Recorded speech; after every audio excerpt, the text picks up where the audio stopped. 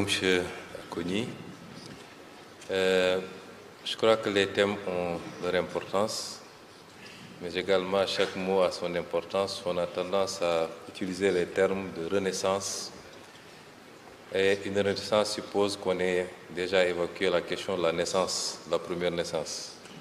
Ce débat devra être évoqué parce que quand on essaie d'ausculter l'histoire de l'Afrique, quelquefois on a de sérieux problèmes, on a des vides entre ce qui peut être projeté partant de l'Antiquité, où la référence la plus remarquée, en tout cas si on se réfère aux travaux de scientifiques comme Cheikh Anta Diop et d'autres scientifiques, remonte à l'Égypte antique, et l'aspect de l'époque médiévale, où on peut renvoyer aux grands empires. En tout cas pour l'Afrique de l'Ouest, on peut parler des empires du Mali, du Ghana, ainsi de suite.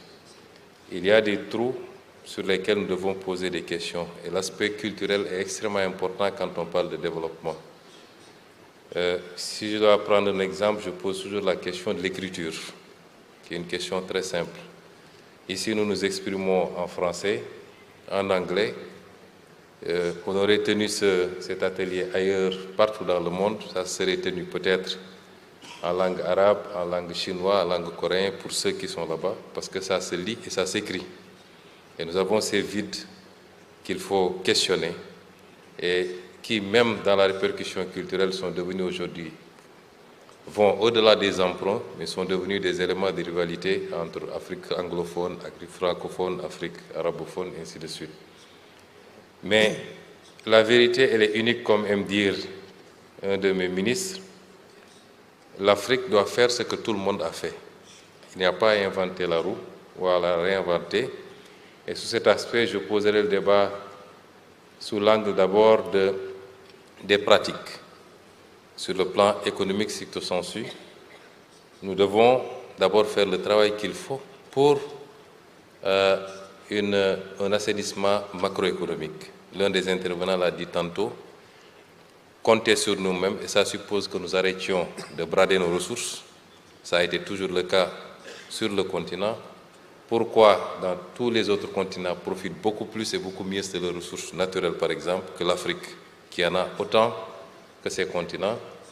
Nous devrons accepter de nous aligner sur les règles de bonne gouvernance.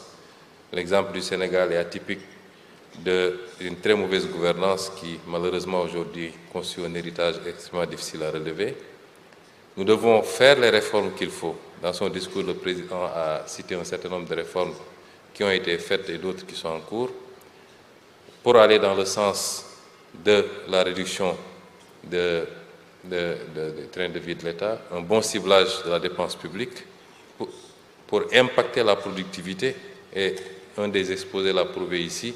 Il a donné peut-être en comparaison des pays africains, mais de manière générale, même à l'image, en comparaison au monde entier, nos dépenses impactent moins dans la production, dans la productivité qualitative qu'ailleurs dans le monde.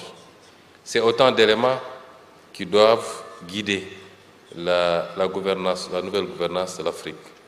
Nous considérons que souvent nous posons le débat en termes de préoccupations économiques principalement et avant tout, puisque ça impacte sur tout le reste. Nous poserons peut-être le débat sécuritaire, qui est un débat extrêmement important, et le continent est aujourd'hui l'un des plus impactés sur ce plan-là.